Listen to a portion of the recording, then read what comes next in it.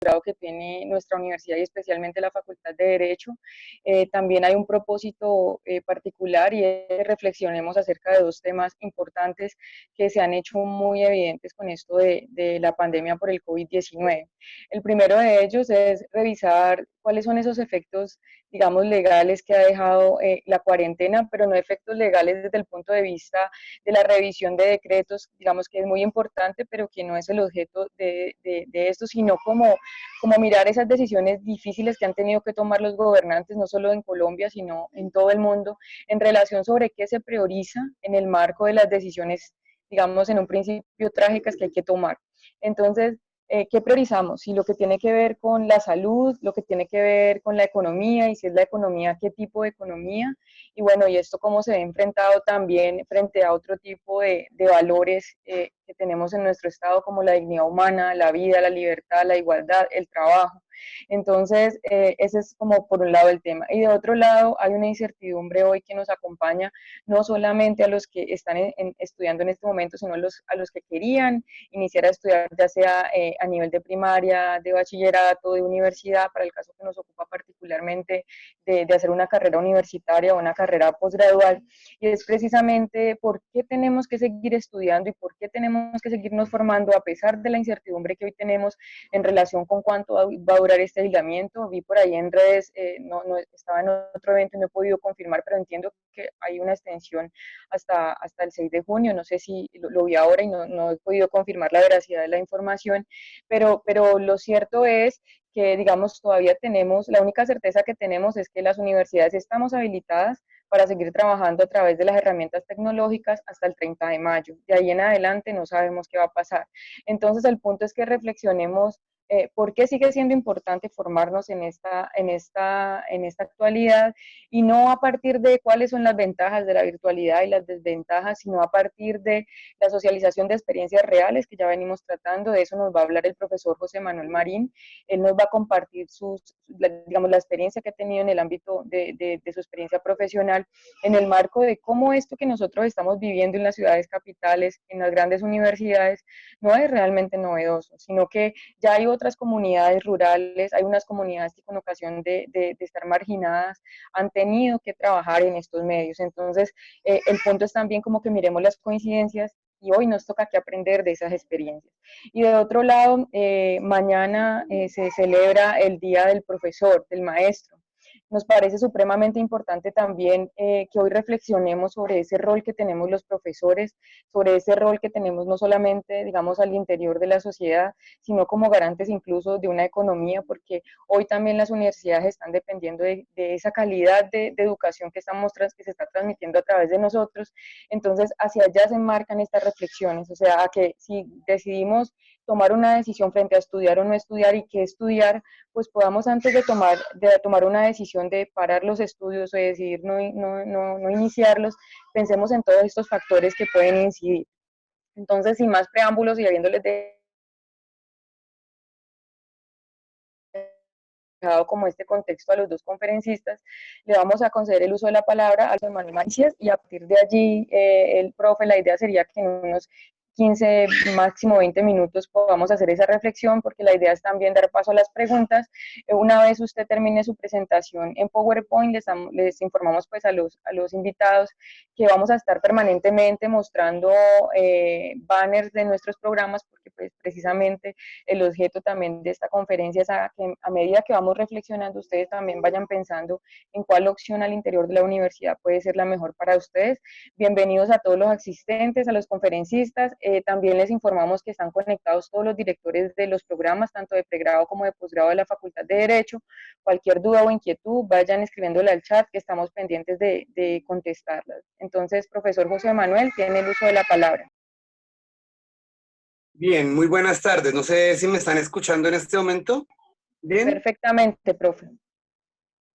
Perfecto, bien. En ese sentido, pues, primero que nada, pues, muchas gracias por la invitación. Me encuentro realmente, pues, muy halagado de poder estar en este espacio y de poder, pues, digamos, participar de las actividades que desarrolla la Universidad Santiago de Cali en estos fines y más aquellos que están relacionados con los temas digitales y, pues, que son aquellos que son precisamente los que para nosotros son esenciales en el marco de la labor que se desarrolla. ¿En qué sentido? Yo les voy a contar. Mi experiencia, si bien yo soy un abogado y la mayor parte de la experiencia que yo he desarrollado ha sido en temas de naturaleza humanitaria y de derechos humanos, esta experiencia me ha llevado a, digamos, a conocer ciertas situaciones en las cuales en Colombia y pues en otras partes del mundo existen unas estrategias de educación humanitaria en situaciones de emergencia. Esto al mismo tiempo nos lleva a reconocer que efectivamente en el marco de mi actividad y digamos académica he tenido la oportunidad de desarrollar este magíster en asuntos internacionales con pues un trabajo de monografía de grado en el cual se trabaja y se analizan los temas de seguridad internacional y seguridad digital. El tema de seguridad digital, sumado a las experiencias humanitarias que se han desarrollado durante este lapso de tiempo, resultan sumamente interesantes para tener en cuenta en este contexto que estamos viviendo ahorita de COVID. Sin más preámbulo, en el marco de la presentación, como ustedes pues, pueden ver, pues efectivamente nosotros tenemos todo lo que se denomina como educación humanitaria digital. La imagen que ponemos es una imagen muy reciente que tuvimos con motivo de las estrategias de educación que se están desarrollando a nivel nacional, y es una noticia pues que se presentó en Caracol Televisión, en la cual muestran pues las carencias realmente, las limitaciones que tienen las personas en el área rural para acceder pues, a contextos de educación en situaciones de crisis. Si pasamos a la segunda diapositiva en los temas, nosotros vamos a encontrar que, pues, que se plantean 5 temas inicialmente. El primero es un tema que realmente no le voy a detener mucho tiempo porque pues yo creo que eso es algo que ya pues más que es escuchado durante estos días, más dialogado. Todo el tiempo estamos pues en permanente contacto con la información que nos están dando alrededor de los temas pues, del contexto de la emergencia del COVID. Sin embargo, vale la pena hacer un análisis primario para poder avanzar. Lo segundo es el tema de educación en emergencias humanitarias, sí, que es básicamente contar un poco la experiencia que se ha tenido alrededor de las estrategias de educación en emergencia que se han dado, pues no solo en Colombia, sino en el mundo, explicarlo un poco. Y finalmente, digamos, reconocer que existen pues estrategias de emergencia humanitaria que ya se han desarrollado en el mundo. En tercer lugar, vamos a mirar qué es la acción humanitaria digital, es decir, cómo podemos hacer para implicar una acción humanitaria de los procesos digitales. Y pues digamos, el cuarto punto, que vendría a ser el último de los de desarrollo de actividades, es la continuidad de los procesos educativos, si vale la pena realmente continuar estudiando, digamos, en el marco de una situación como la que nos estamos enfrentando ahorita de la crisis del COVID, o si por el contrario nosotros necesitamos, digamos, plantear otras estrategias diferentes. Ahí lo vamos a revisar. Finalmente vamos a analizar unas propuestas para ver cómo enfrentamos la crisis de educación que nos está generando pues, la situación humanitaria del COVID-19. Dando inicio pues, a la segunda, a la diapositiva pues, que nos plantea el tema de emergencia humanitaria, observamos lo siguiente, y es que efectivamente en Colombia y a nivel mundial, siempre han, digamos, desde hace mucho tiempo, hace más de 200 años, se ha evidenciado la existencia y la naturaleza de situaciones humanitarias. En ese sentido, muchas veces, por otros temas diferentes, sin lugar a dudas, a lo del COVID, hemos enfrentado a nivel mundial en lugares en los cuales existen personas que efectivamente no cuentan con la capacidad de acceder a la educación como consecuencia del desplazamiento forzado, con consecuencia de los combates, del conflicto armado interno, y ellos han tenido que, con motivo de eso, tener que desertar de las clases y de participar de esto. Esto no es una situación que sea nueva. Esto lo que nos plantea es que aquellos países que han tenido crisis humanitarias tienen una experiencia que puede ser bastante útil para determinar cómo vamos a hacer nosotros para afrontar los temas de educación hacia el futuro. Como lo observa la Secretaría General de Naciones Unidas en una intervención que realizó el secretario general, se evidencia que efectivamente el virus está llegando a países donde ya se viven crisis humanitarias causadas por los conflictos. Es decir, hay lugares en los que ya había una crisis humanitaria y ahora esta nueva crisis del COVID se les está sumando. Sí. También nos dice que efectivamente nosotros tenemos que frenar el impacto del COVID en entornos humanitarios. Eso es una realidad. Nosotros necesitamos de una manera pues clara empezar a plantearnos cómo el COVID va a llevar a nuevas personas a situaciones de entornos humanitarios, cómo a nosotros ya nos está llevando a tomar decisiones en medidas humanitarias y cómo al mismo tiempo pues debemos empezar a tomar las experiencias que se han desarrollado a través de la acción humanitaria durante los diferentes años. Hay un punto que es el intermedio en el cual desarrollamos el tema de análisis que es pues que efectivamente Naciones Unidas está sacando planes interinstitucionales coordinados por la Agencia Humanitaria de Naciones Unidas, por OCHA, con el objetivo de efectivamente establecer estrategias para superar las situaciones humanitarias. Desde luego, las situaciones humanitarias contemplan la educación humanitaria, que es la situación en la que nos encontramos ahorita. Si bien en este momento estamos en un contexto, digamos que esto es una universidad para la cual se está dando esta conferencia, la realidad es que efectivamente el tema de coronavirus nos ha llevado a que las situaciones de emergencia que antes eran pensadas para situaciones rurales, para escuelas pequeñas, en lugares muy apartados de los cascos urbanos, ahorita nos llevan a que puedan ocurrir y presentarse situaciones humanitarias en el casco urbano sin interesar ni siquiera la capacidad económica o el estrato, o si es pobre o rico a la persona. Antes del virus, 100 millones de personas dependían de la respuesta humanitaria. Ahora en adelante no sabremos cuántas. Y pues esto, de alguna manera se correlaciona con todo lo que estamos mencionando de que efectivamente la respuesta humanitaria va a avanzar, va a evolucionar y nos va a generar nuevas oportunidades. Siguiente diapositiva, bien. Acá vemos lo siguiente, y es que el impacto humanitario en este momento es un impacto humanitario sin discriminación. Nosotros podemos ver la primera imagen, que es la imagen que nos generaba, pues digamos, para muchas personas en el contexto de trabajo humanitario y de derechos humanos, mayor riesgo frente al tema del COVID. Nosotros decíamos, es muy grave que el COVID-19 llegue a las comunidades indígenas. Eso puede ser el fin y puede llegar a considerarse hasta un etnocidio, porque pues nos está llevando a una situación en la cual va a haber una situación, un fin de comunidades, una situación en la que la va a poner en riesgo de extinción, y esto es muy grave. En ese sentido, nosotros decíamos, pues bueno, eso puede afectar mucho a las comunidades, pero no afectará tanto a las ciudades. Sin embargo, lo que nosotros vemos en la segunda imagen, que está en la mitad, es que los 10 países que más afectados han sido por el tema de la infección del COVID son países en vía de desarrollo o totalmente desarrollados. Son países como Estados Unidos, Rusia, Reino Unido, Italia, que tienen asiento, digamos, los 3 primeros en el Consejo de Seguridad de Naciones Unidas. Y podemos encontrar otros países como Alemania, Francia, Italia, como mencionaba, que son potencias económicas, pues sin lugar a dudas, que se han visto afectadas y tienen que sobrellevar un impacto humanitario como consecuencia de estos hechos. La siguiente imagen es pues ver el Times Square en Nueva York totalmente desolado, observar que realmente el impacto humanitario no solo ocurre en la imagen de la izquierda, que es tan lamentable para nosotros, sino que también ocurre pues en situaciones humanitarias pues que deberían ser menos complejas, como Nueva York, que a pesar de todo resulta ser el lugar más grave. ¿Esto a qué nos lleva? Pues esto no es la primera vez que se vive una crisis humanitaria, como les contaba. Colombia ha estado en situación humanitaria de emergencia prácticamente, pues si nosotros lo analizamos desde, como se plantea en los acuerdos de La Habana, casi desde 1948 estamos viviendo un conflicto armado interno. Esto nos lleva a que muchas personas en Colombia, del área rural primordialmente, tengan experiencias en las que uno diga, ya han tenido que establecer formas de cómo terminar el colegio, cómo terminar la universidad, cómo terminar sus procesos educativos en espacios en los que haya una situación humanitaria. Ejemplos acá, desplazamiento por violencia genera deserción escolar, la educación en situaciones de emergencias necesarias, que este es un documento de UNICEF con OCHA. Por último, vemos abajo cómo la educación tiene que ser planteada frente a los conflictos armados. Esto que estamos viendo obviamente es un paneo, yo estoy pasando muy rápido para pues garantizar el uso del tiempo. En ese sentido, pues digamos, simplemente dejo pues mencionados los temas. Entonces, la siguiente diapositiva, lo que nosotros observamos es lo siguiente. Esas situaciones que estábamos viendo de personas alrededor del mundo en situaciones humanitarias con necesidad de acceder a educación, sí, ya han sido abordados por diferentes entidades. Tenemos organismos internacionales que, pues, como les digo, pues trabajan en todo el mundo, pero también tienen actividad directa en Colombia, como OCHA, Save the Children, UNICEF, Consejo Noruego, sí, que tienen programas de educación en emergencia que están operando ahorita en Colombia. Conozco ejemplos de primera mano de los casos de Tumaco en Nariño, en los cuales se encuentra pues el Consejo Noruego evaluando y desarrollando estas actividades, así como en la región del Catatumbo, primordialmente actividades en Catatumbo Medio, como el municipio del Tarra.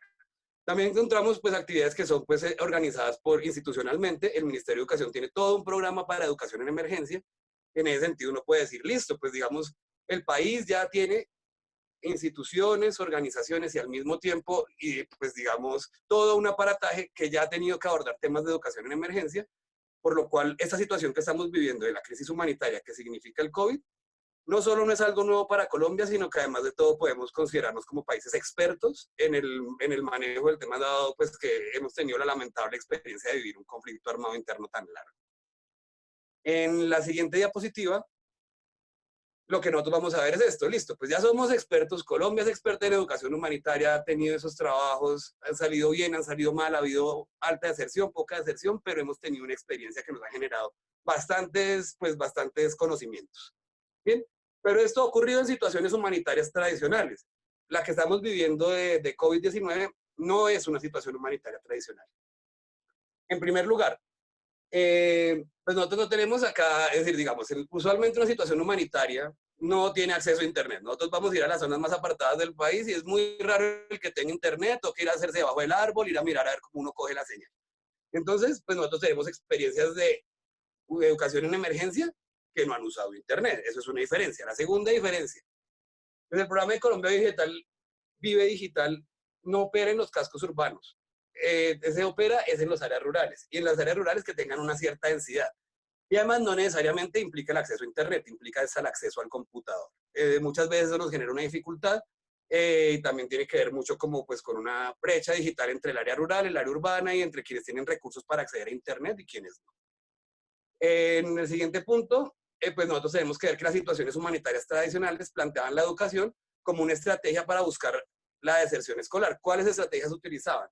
Nosotros podemos ver que ellos utilizaban, digamos, proyectos educativos homogéneos. El mismo proyecto educativo que podía haber en San José del Guaviare es el mismo que había en Cali, el que había en, digamos, en el Tarra, en el Catatumbo, como consecuencia de efectivamente situaciones, y cómo homogenizar los planes educativos para que las personas que son desplazadas no tengan deserción escolar y no los afecte tanto su desarrollo. Igualmente tenemos procesos de educación a distancia que también se han desarrollado en esta clase de estrategias. Sin embargo, como lo estamos mirando, pues efectivamente nosotros tenemos que empezar a buscar una estrategia que resuelva el tema del aislamiento social, porque, porque en últimas nosotros lo que tenemos es una situación en la cual no podemos asistir a los lugares en donde usualmente se educaba uno, y si uno participa de esos espacios, tiene que empezar a tomar medidas de espacio, y situaciones que en últimas no nos van a permitir acceder totalmente pues, a la oportunidad educativa que se encontraba inicialmente. Las estrategias digitales nos van a dar una propuesta alternativa de educación que nos va a garantizar todo ese proceso, y al mismo tiempo nos va a garantizar una verdadera educación, porque ya tenemos experiencia en desarrollarla acá en Colombia. En la siguiente aplicación, en la siguiente diapositiva, encontramos todo lo que se refiere al humanitarismo digital. Dale un clic más, por favor. Bien. El humanitarismo digital. Entonces, ¿qué es lo que pasa? Pues la sociedad digital es una sociedad que se ha desarrollado desde los años 70, eso tampoco es nuevo para la humanidad, desde computadores para el espacio, para, digamos, para las personas comunes desde los años 90 tenemos posibilidad de utilizar. Entonces, pues aquellos que trabajan la acción humanitaria han tenido que pensarse cómo utilizar lo digital para mejorar su capacidad humanitaria. En ese sentido, nosotros podemos acá ver una definición que nos da Ryan Burns en 2018, analizando qué es el humanitarismo digital. Estos son redes digitales, sociales e institucionales que pueden desarrollar prácticas remotas o que no sean en terreno para superar asuntos humanitarios a través de la tecnología digital. Ahí yo les hago 4 ejemplos de la acción humanitaria digital que se está desarrollando hoy en día en el mundo. Entonces tenemos la Big Data, pues que es como análisis de gran cantidad de información establecida en redes y medios de comunicación. Los mapeos, que es, no sé si ustedes han visto ahorita en el COVID-19 que se están haciendo unos mapas de dónde se encuentran las personas, quién está infectado, quién tiene mayor riesgo, quién tiene menor riesgo, en diferentes lugares del mundo, lo cual pues se debe a estas aplicaciones de humanitarismo digital. Encontramos también la ayuda humanitaria a través de redes sociales. Ustedes van a encontrar ONGs, youtubers contratados, van a encontrar redes sociales que se dirigen a decirnos, oiga, la ayuda humanitaria a través de redes sociales es totalmente necesaria y se atravesan cosas. Finalmente tenemos el tema de educación en emergencia, que es el que estamos desarrollando ahorita. En la siguiente diapositiva observamos lo siguiente, y es que, ¿qué vamos a hacer entonces? Tenemos 2 opciones. Una es desertar de la educación, otra es no desertar de la educación. En este momento, ante la situación de la crisis humanitaria, que es la misma situación que han vivido durante muchos años los campesinos, nuestros campesinos en Colombia. ¿Qué hacemos? ¿Nos quedamos ante el desplazamiento forzado de que el niño pierde el colegio, o nos vamos y simplemente pues dejamos de asumir esa situación? Bien, esa pregunta pues ya ha tenido precisamente respuestas alrededor del proceso educativo que tienen las, digamos, pues que se ha tenido aquí en Colombia. En ese sentido, nosotros observamos lo siguiente, y es que para analizar esa respuesta tenemos que pensarnos, ¿será que los estados con desarrollo y con mayor número de infectados, que eran los que mostrábamos en la tabla anterior, y que tienen redes de internet robustas, van a dejar de educarse? ¿Sí o no? ¿Ustedes qué creen? Eso es una pregunta clave e importante. Lo segundo, nosotros como colombianos podemos garantizarle ese acceso a internet para garantizar la educación a todos los colombianos, o tenemos que establecernos estrategias variadas, o tenemos que establecernos estrategias para llevar el internet a cada parte del país.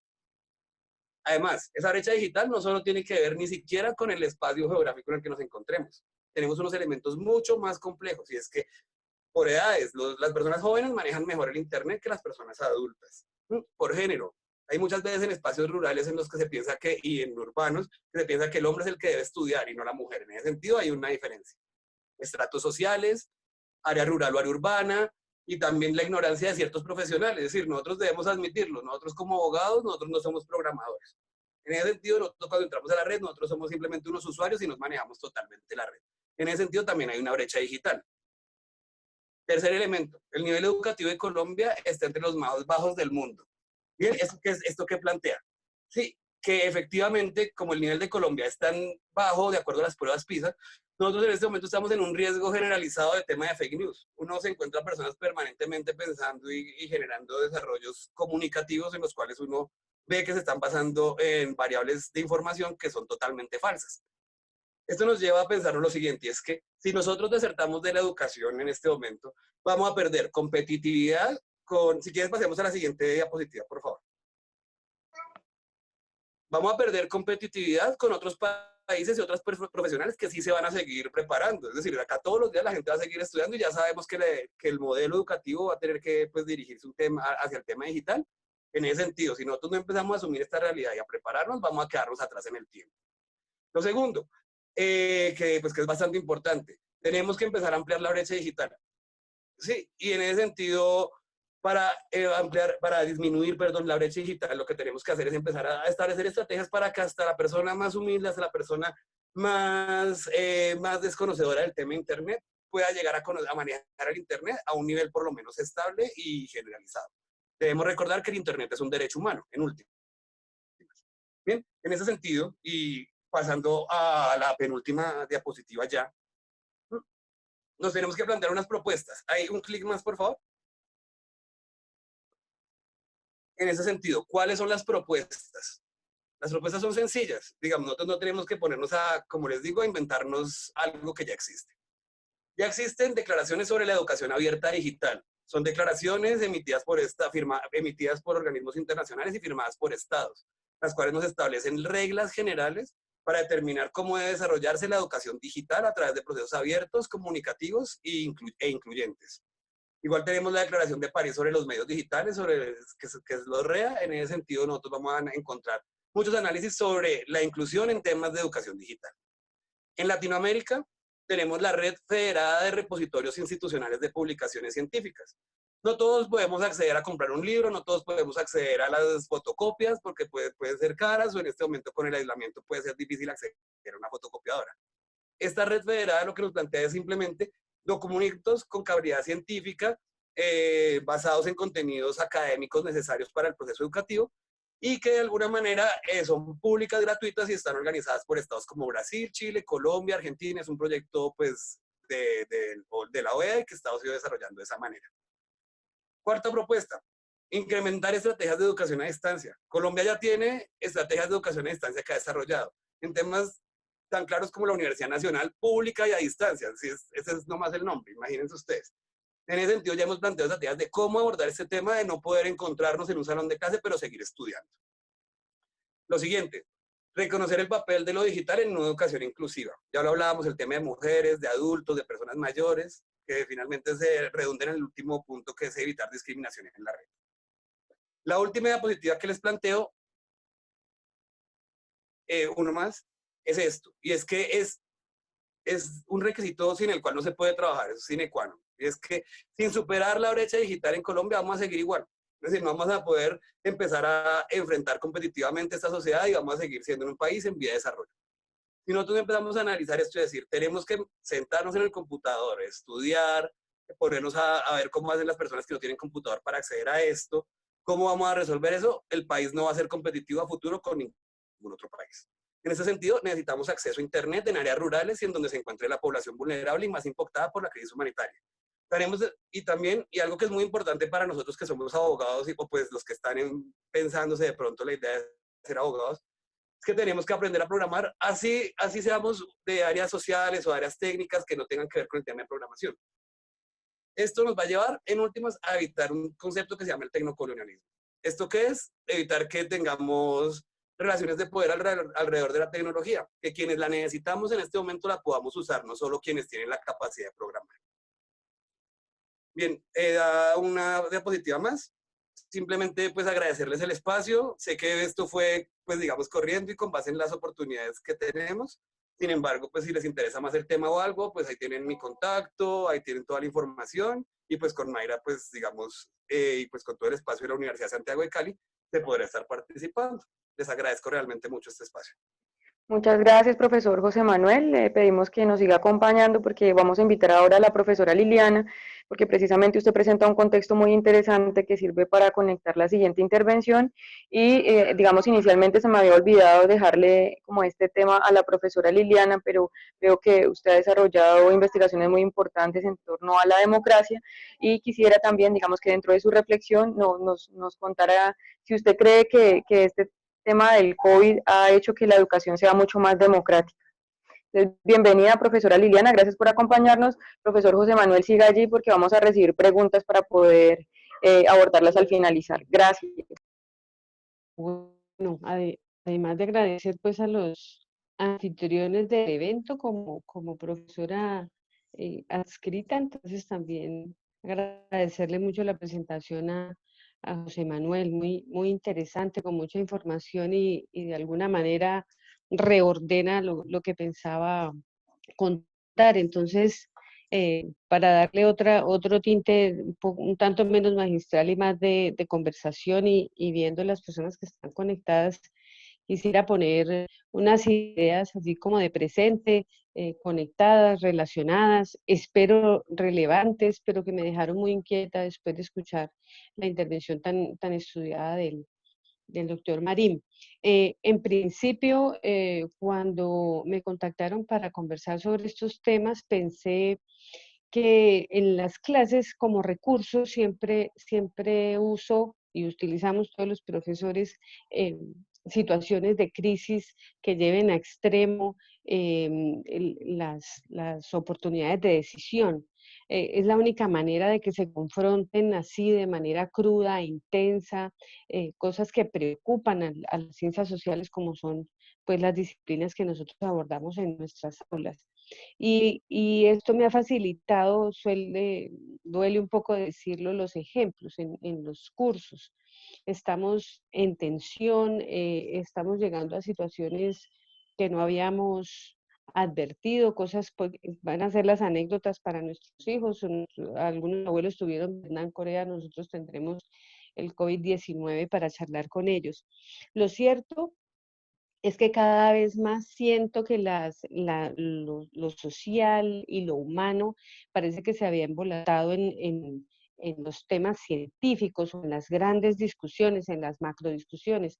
Por ejemplo, viendo la presentación del doctor Marín, pensaba en qué momento se hace necesario añadirle el adjetivo humanitario a las cosas que hacemos los humanos.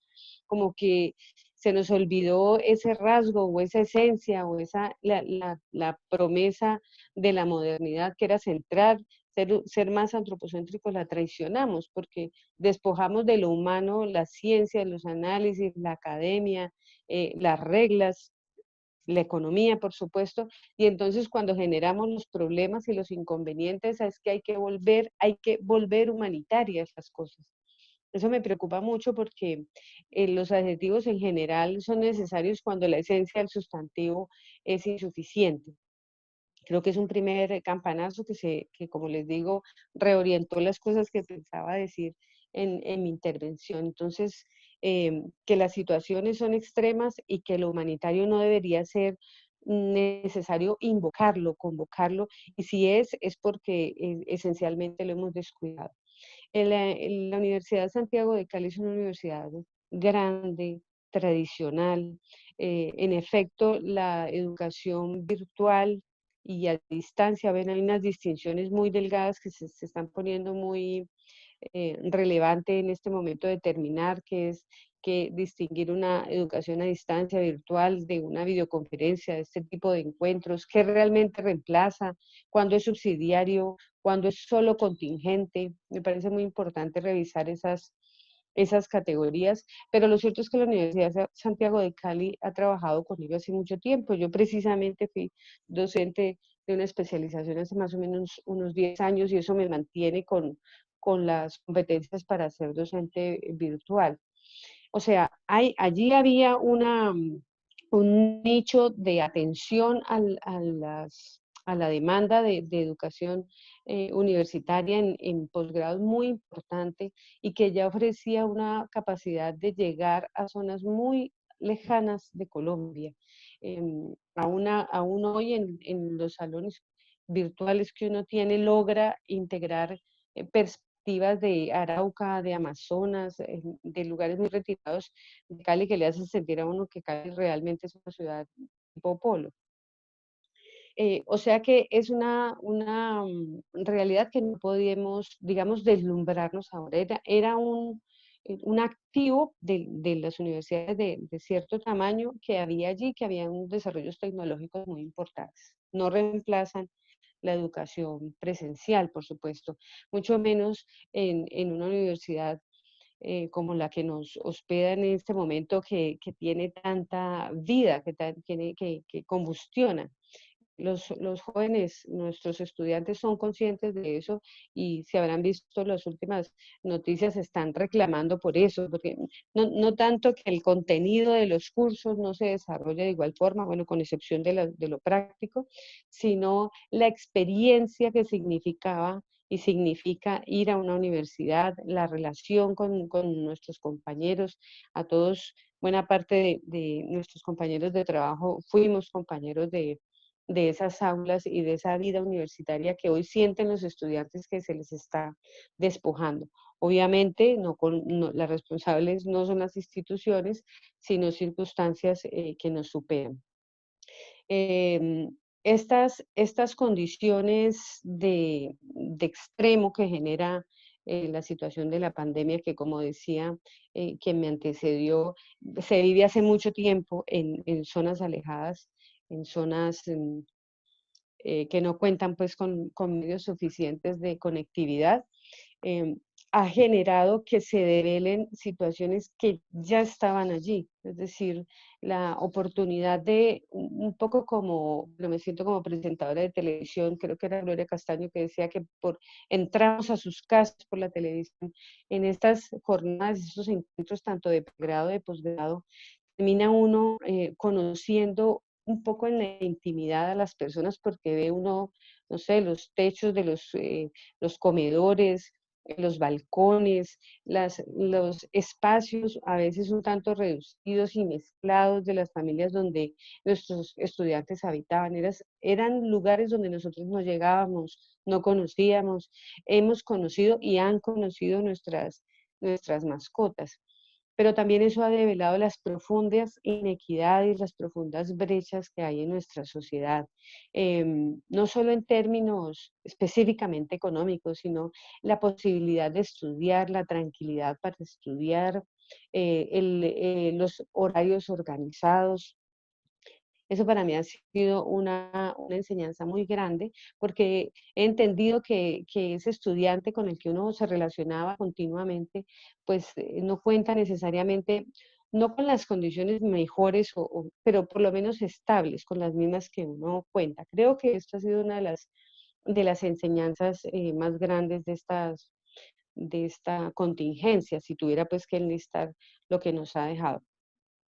Eso deriva en que finalmente lo que vayamos a vivir, la educación o cualquiera otra de estas actividades esenciales de la comunidad, es las diferencias entonces en las condiciones. Y aquí me quiero referir a la conectividad. No diría mucho yo después de lo que dijo que me antecedió, pero realmente la conectividad, la actitud, el manejo de materiales se vuelve una exigencia de lo que llamábamos en pedagogía tan odiosamente competencias.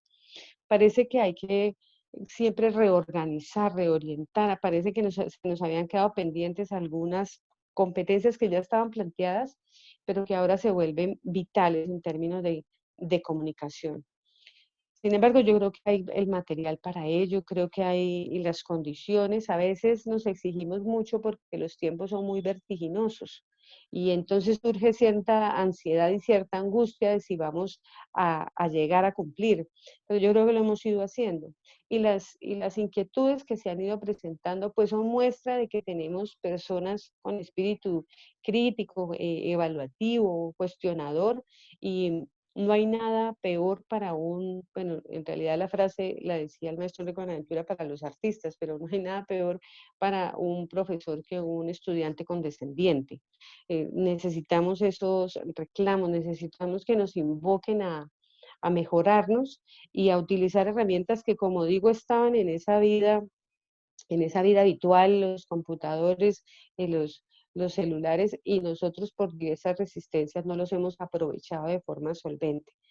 Así que quisiera cerrar esta cortísima intervención porque a mí me dicen que yo soy el ponente de sincronización, porque cuando uno va en hora en la agenda con esto ajusta, es que creo que toda la contingencia en general lo que ha demostrado es que depende siempre de lo humano. O sea, nosotros tenemos un tema tecnológico, un tema de la afuera, que hemos creído que es el afuera, y finalmente nos quedan son unos docentes con unas urgencias, pero también con unas capacidades para cumplir. Queda el estudiante con unas nuevas tendencias que también están ansiosos por abocar. El estudiante está ansioso por abocar, el estudiante quiere que le reemplacen, lo que sí no quiere es el vacío, ¿no? Quiere que le reemplacen una cosa por otra. Y finalmente, la educación, que este es un reclamo que viene hace mucho tiempo, pues se va reorientando a nuevas exigencias que ya no son simplemente el contenido sólido, que llamaban uno magistral, que magistral es un excelente adjetivo, pero entra a ser un poco como peyorativo, sino que ya los contenidos flotan tanto, realmente la información ya es evidente que no es educación, no podemos sentarnos en la información como si fuera el gran patrimonio, porque ese está accesible con todo lo que dije de los problemas técnicos y de conectividad. Y entonces es el tiempo de los cerebros y de poner a pensar esos contenidos y ponerlos a jugar para una sociedad como la nuestra. Y si eso lo hace, y si eso lo hacemos combinados y asustados por las nuevas situaciones, no lo veré como algo negativo, sino como algo positivo. Parece ser que hemos entrado a reevaluar, ya todos podemos opinar, incluso las intervenciones, siento, del estudiante a través de estas pantallas ha aumentado porque nos sentimos con capacidad, nos sentimos relativamente informados, con todos los prejuicios que tenemos sobre la información y con todos los filtros que tenemos que aplicar a la información. Creo que de alguna manera es el momento en que esa relación un poco jerárquica que había del docente y del estudiante tiene que replantearse y tenemos todas las condiciones para replantearla. Bueno, no quiero, como les dije, todo se reorientó, yo quedé impactada por el tema de lo humanitario como necesario de ser invocado, y pues quiero aprovechar que somos muchos los que estamos conectados, quisiera que eh, preguntáramos, contrariáramos en atención justamente a lo que acabo de decir. Doctora Mayra, por favor. Bueno, profesora Liliana, muchísimas gracias y el apunte estuvo muy bueno. Cuando estamos colgados de la agenda, usted nos apoya. Pero más que eso es que precisamente, Sincronizo. bueno, la idea de hoy es reflexionar y uno no reflexiona a partir de monólogos, sino que queremos dar el paso también a los asistentes que nos acompañan. Si tienen algunas preguntas para los conferencistas precisamente en torno, digamos, a los efectos que ha dejado esto frente a la educación, pero también frente, creo que todavía nos falta aún hablar sobre esas otras cosas que se priorizan y que han tenido que tomarse en el marco pues de las decisiones por el COVID. Entonces, no sé si alguno de los asistentes, por favor, nos levantan la mano en el Zoom para concederles el uso de la palabra y que formulen sus preguntas. Bueno, Jerry Esteban Córdoba, tienes el uso de la palabra. Por favor, nos indicas para quién es la pregunta o si es para cualquiera de los dos. Ok, gracias. La pregunta va dirigida principalmente a la docente Liliana. Mi pregunta es la siguiente. Usted habla de la problemática, digamos, de cierta manera social que se da por causa de esto de la cuarentena y que tengamos que dar clases virtuales. Pero me gustaría saber usted qué piensa de los problemas psicológicos que podrían llegar a tener los estudiantes al tener que ver las clases virtuales y no verlas presenciales. Mm, Gracias por la pregunta y me encantaría saber la respuesta. Tengo un dominio epistémico muy reducido, pero creo comprender a qué se refiere. La interactuación con los compañeros, incluso a nivel universitario, es muy importante y de alguna manera no se extingue, pero sí se transforma mucho a otros canales. Creo que es algo delicado, que creo que hay que darle asistencia. Ahora veía eh, cómo hay que conectarse a las reuniones, estoy hablando tanto de estudiantes como estudiantes que incluso trabajan, atienden otros temas en su vida y tienen que articular la vida laboral, la vida académica, la vida incluso personal, hacer pausas activas, contestar los correos. Creo que estamos en momentos muy tensionantes. Los jóvenes tienen una ventaja que no tenemos nosotros y es una capacidad un tanto multitasking.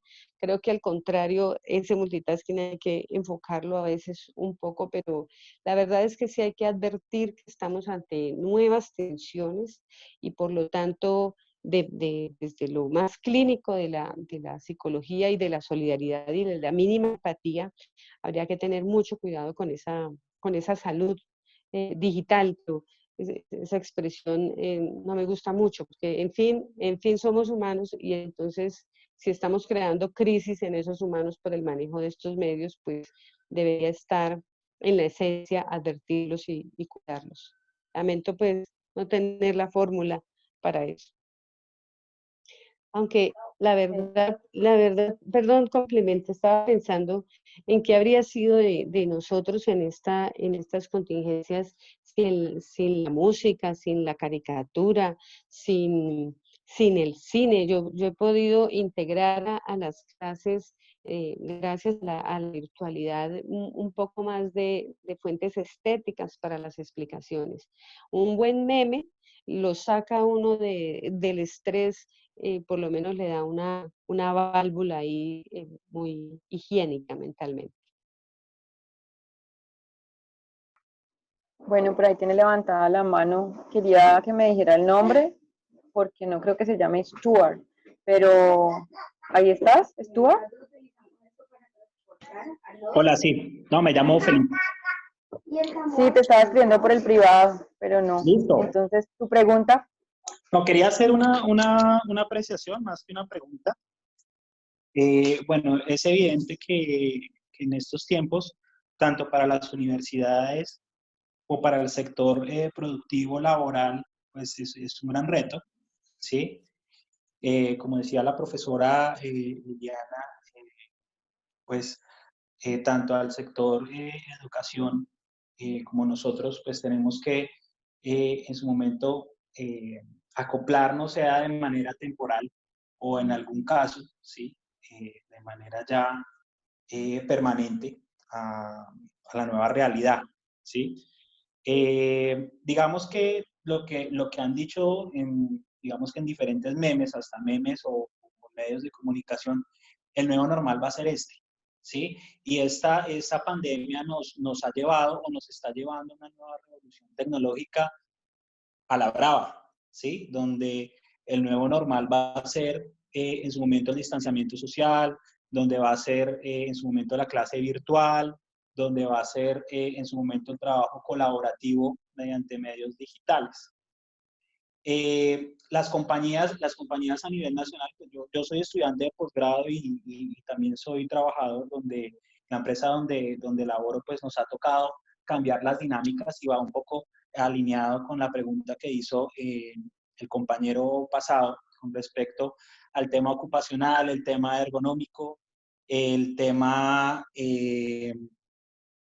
anímico, ¿sí? Donde las universidades, fuera del tema eminentemente académico, tendrá que cuidar en su momento otros aspectos de la nueva vida universitaria y del nuevo normal, ¿sí? Porque estamos hablando de nuevos normales. No sabemos esto cuánto dure, como puede durar 3, 4, 5 meses, ¿sí? Hablan de 1 año, 2 años, no sabemos. Segundo, la universidad debe primero garantizar la calidad académica, ¿sí? Porque como hablaba la profesora Liliana, la Universidad Santiago de Cali está montado sobre una dinámica presencial y sobre una vida universitaria presencial, ¿sí? Sin embargo, el nuevo normal está llevando a que la universidad migre de una universidad presencial a una universidad virtual, sea que haya voluntad política de la universidad o no, esto es una realidad que nos toca a nosotros asumir y evidentemente tenemos que cambiar el aseguramiento en calidad en el estudio, ¿sí? Y todo lo que es el tema ocupacional del estudiante. No más.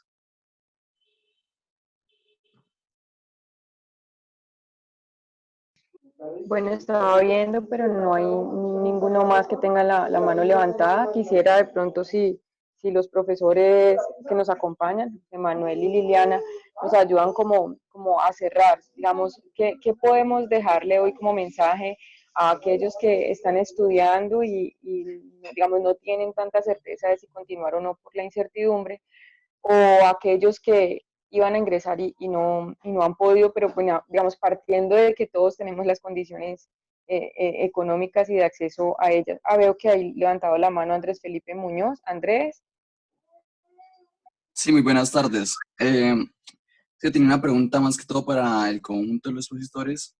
Es más que todo, se trata de qué se piensa hacer en esa gran recesión que se viene, que va a estar encima de los hombros de cada uno de los estudiantes, que más que todo va a estimular esa deserción de cada uno de nosotros, tal vez por ese bajón económico. O sea, ¿qué piensa hacer la universidad para tratar de, pues, aligerar esta carga? Es mi pregunta más que todo.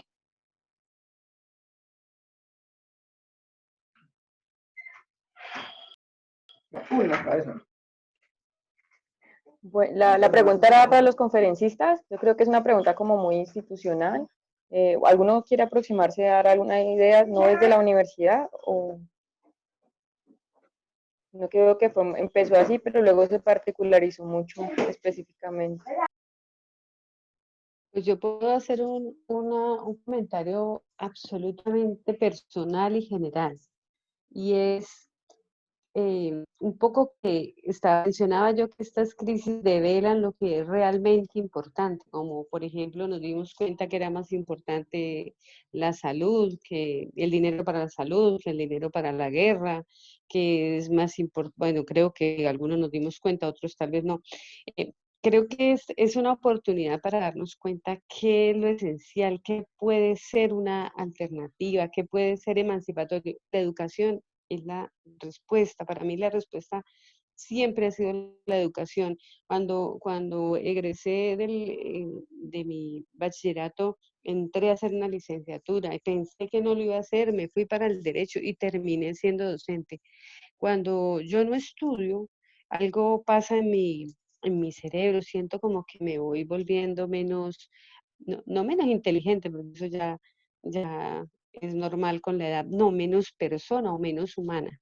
Entonces, entiendo la inquietud del estudiante, tiene toda la razón, pero como yo no tengo que hacer esas grandes decisiones, afortunadamente, sí quisiera dejar claro que si hay que reorganizar nuestros gastos, que la educación no sea la damnificada, por muchas razones personales y no necesariamente institucionales.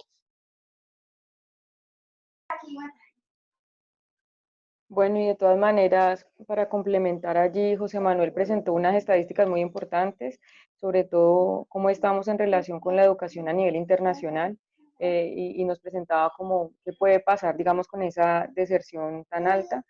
Entonces, digamos, ninguno de los que estamos acá nos toca, como lo dijo la profesora Liliana, tomar esas decisiones difíciles que le toca a todas las universidades, tanto públicas como privadas, pero sí digamos que hay un llamado, veo que es común en ambos conferencistas, a que la educación ha sido el camino para muchas de las luchas, los logros y conquistas que hoy tenemos en diferentes sectores. Y pues una cosa que me parece muy importante de esta jornada, no sé si de pronto algunos de mis otros compañeros que están acá, directores de otros programas, quisieran aportar también a la discusión, es que, digamos, nosotros estamos pensando que Colombia no había vivido situaciones de educación en estos momentos, y lo que nos dimos cuenta es que quienes no la habíamos vivido eran los colombianos que no hemos padecido situaciones trágicas como por ejemplo conflicto armado. Entonces este tipo de aprendizajes también es como un llamado de atención a que no siempre las zonas rurales tienen que aprender de esas grandes capitales, de esos centralismos, sino cómo también nosotros tomamos esas experiencias de zonas rurales y hacerlas propias, y si han sido exitosas, pues bueno. Tampoco queremos generar, digamos, un pánico respecto de lo que va a pasar, pero ahorita nada más estábamos en un evento de derechos humanos que ha sido ayer y hoy, nos ha acompañado gente de Inglaterra, de España, entonces también identificando como las oportunidades en el marco de estas dificultades, de lo difícil que puede ser. Y para el compañero que preguntó sobre el tema digamos, de lo psicológico, yo creo que es peor no estudiar. O sea, yo digo, gracias que soy profesora también, me toca que preparar una clase y puedo desconectarme de todas esas cosas que me permiten reflexionar e impactar positivamente. Entonces creo que también lo mismo pasa con los estudiantes. En la medida en que haya podido ser difícil, creo que sería mucho peor la vida psicológica, anímica, si no estuviéramos estudiando. Y es mucho peor de personas que no están estudiando, porque es que la realidad que nos muestra José Manuel es que hay una cantidad de gente que tanto en zona rural y urbana están desescolarizados. A nivel educativo, primaria, bachillerato y universidad, los porcentajes de las personas que ingresan a la universidad son muy bajos. Entonces, digamos que el llamado es que aquellos que hemos tenido la oportunidad de acceder a una educación, que no se han afectado nuestros recursos en nuestras casas, porque también ahorita que revisábamos los derechos humanos frente a la pandemia, pues uno dice, gente que va a querer seguir estudiando, pero difícilmente pues va a poder, precisamente porque los ingresos se han reducido, y así como los gobiernos han tenido que tomar decisiones económicas para priorizar a qué le damos, pues en nuestras casas también hay que priorizar a qué le damos, o incluso a qué hermano le damos estudio, porque cuando somos varios, alguno es el sacrificado y casi siempre es el mayor para que los demás puedan seguir estudiando. Entonces, ojalá no tengamos que llegar en nuestras casas a tomar ese tipo de decisiones en las que algún momento, digamos, ya ha tocado que tomar. Entonces, no sé si los otros compañeros que nos acompañan de maestría, doctorado, especializaciones y pregrado quisieran aportar algo como a este cierre, a no encontrar más preguntas, y si no, pues le doy el paso a los dos conferencistas para que cierren. También ahorita seguidamente tenemos varias conferencias de los otros programas, hay unas conferencias en el marco del directo de los programas, entonces ahorita le vamos a dar el uso de la palabra a cada uno de esos directores que tienen conferencias seguidas, para los que están aquí nos acompañen y continuemos reflexionando sobre temas particulares de las disciplinas de nuestros programas. Entonces, directores, algún director o directora de programa quiere agregar algo o complementar a esta discusión. Bueno, entonces si no, profesor José Manuel, para que cerremos, y igualmente la profesora Liliana, muchas gracias por habernos acompañado. Vale, Mayra, sí, muchas gracias. Pues digamos, inicialmente agradecer realmente a la universidad por este espacio tan importante que me han otorgado. Por otro lado, simplemente reconocer que efectivamente pues es un tema que, pues, que realmente tiene mucho para cortar y mucho para dialogar, muchas formas de abordarse. Más que determinar que esto sea una situación que vaya a ser permanentemente humanitaria desde la naturaleza, digamos, de degradación de los derechos que puede significar este concepto, más allá de que esto sea así o no, la realidad y la propuesta de esta presentación es traer un poco las experiencias que han vivido en otras partes de Colombia para resolver temas de educación cuando no pueden ir a la escuela. En ese sentido, creo que, pues, que hay bastante experiencia, bastante información, y al mismo tiempo, pues, respondiendo una pregunta que me hacías al principio, Mayra, efectivamente yo creo que las estrategias actuales sí buscan llevar a cabo, o lo que está ocurriendo ahorita sí puede llevar a significar un proceso de democratización de la educación, porque finalmente la educación, pues ya, como lo comentaba el compañero Stuart, yo realmente creo que pues hubo, digamos, una labor como, digamos, más desarrollada que una realidad sobre lo físico. Es decir, ya las personas tenemos que asumir un hecho, y es que va a haber mucho proceso digital por lo menos durante los siguientes meses. En ese sentido, la democratización nos lleva a comprender que efectivamente esto obliga al Estado y a cualquier otro Estado, digamos, no solo al colombiano, sino a todos, a empezar a buscar estrategias para superar la brecha digital, porque no se puede permitir que la mayoría de colombianos no puedan acceder a la educación. En ese sentido, simplemente agradecerles, creo que pues, es un espacio muy positivo y pues finalmente pues desearía dejar como una frase, y es que realmente la tecnología empodera a quien la utiliza. Entonces, pues, en ese sentido, lo mejor sería que sigan estudiando, sigan participando de estos espacios y pues no dejarnos desde las personas que sí lo vayan a hacer. Muchas gracias.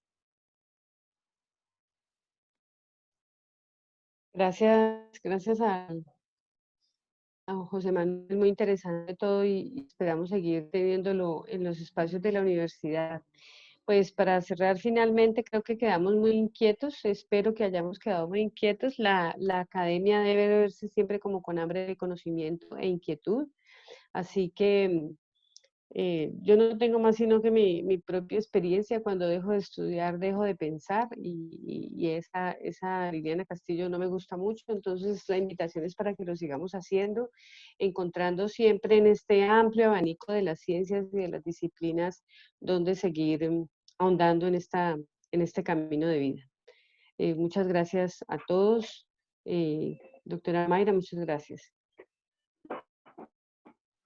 Muchas gracias a los dos conferencistas por acompañarnos. Le concedo el uso de la palabra ahora a mi compañera Natalia Santana, quien es la coordinadora de las especializaciones en Derecho de Familia y Derecho Disciplinario, que nos tiene una invitación particular. Natalia, ahí le concedes el uso de la palabra a todos los compañeros que tienen eventos simultáneos.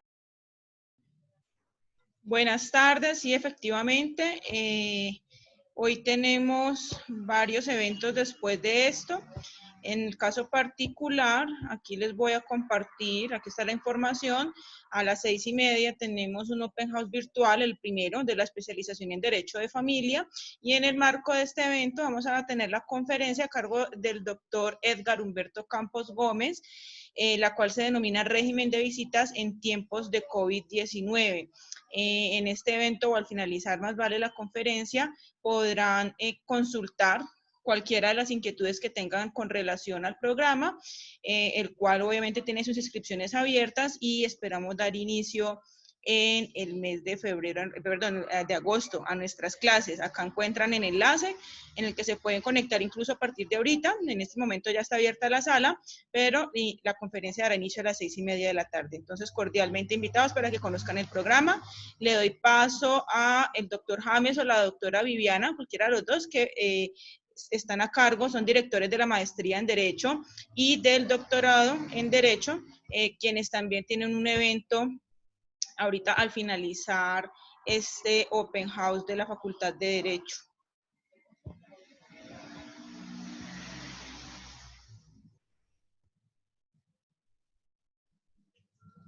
Facultad de Derecho están cordialmente invitados al Open House del programa de la maestría en Derecho y al programa del doctorado en Derecho, donde les vamos a mostrar los aspectos más relevantes de cada programa académico, y asimismo tendremos dos ponencias académicas a cargo del doctor Norberto Hernández Jiménez. El título de la ponencia es la situación carcelaria en tiempos del COVID-19, y asimismo nos acompañará el profesor Eibareli Hoyos Hernández con la ponencia Normatividad y Realidad en la Pandemia. Todos están cordialmente invitados. En el banner está asignado el enlace de la conferencia. Los esperamos entonces a las 6:30, las personas que estén interesados en escuchar los dos ponentes y Muchas los gracias. aspectos relevantes de los programas. Bueno. Natalia, ¿puedes poner por el chat los enlaces de todas,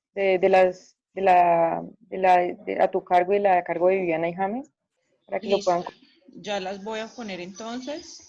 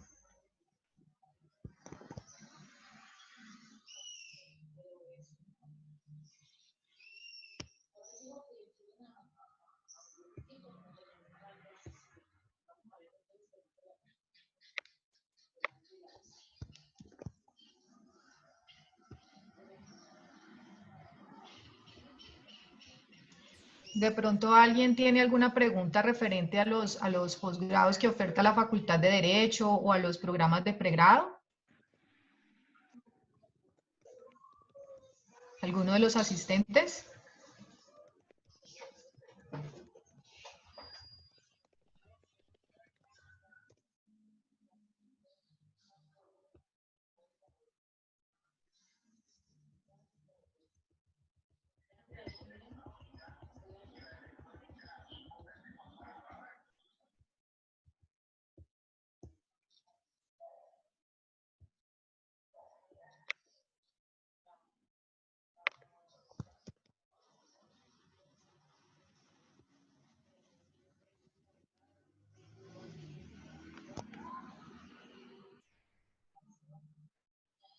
Doctora Viviana, tenemos una pregunta con respecto a la maestría en Derecho. Lo escuchamos. Sí, señor. Buenas tardes.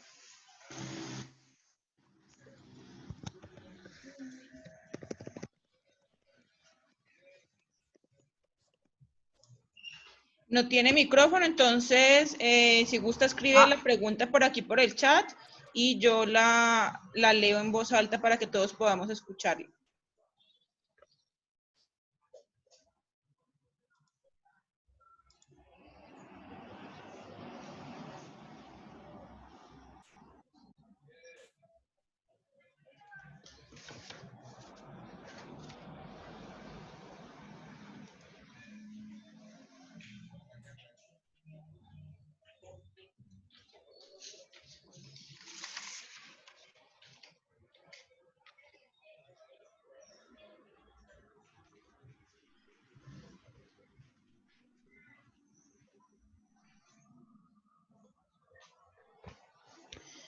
Bueno, él nos indica que es egresado del pregrado de la Universidad de Santiago de Cali en Derecho y tiene un beneficio del 10%.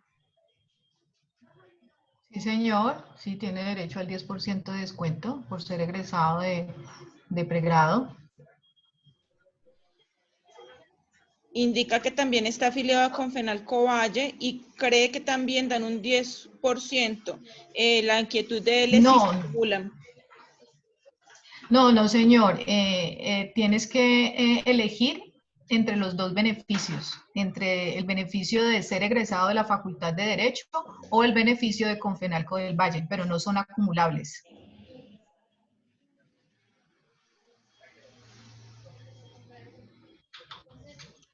Con mucho gusto.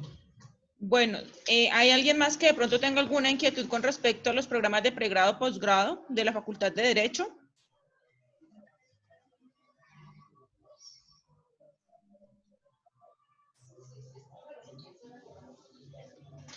¿Sí lo escucho?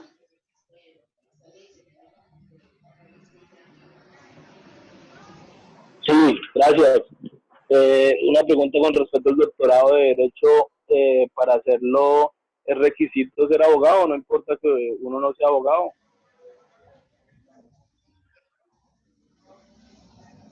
Buenas noches. Yo soy el director del doctorado. ¿Sí me escuchan? Sí, un poquito más alto, por favor, para que te escuchemos mejor.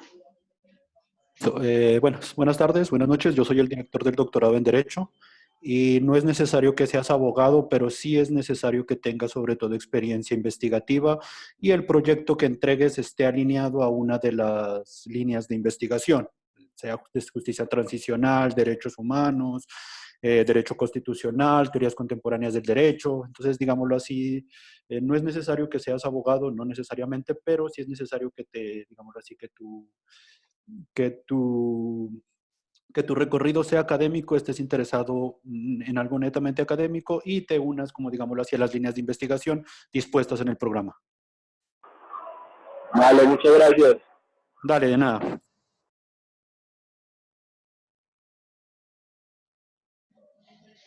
¿Alguien más tiene alguna pregunta con respecto a los programas de la Facultad de Derecho?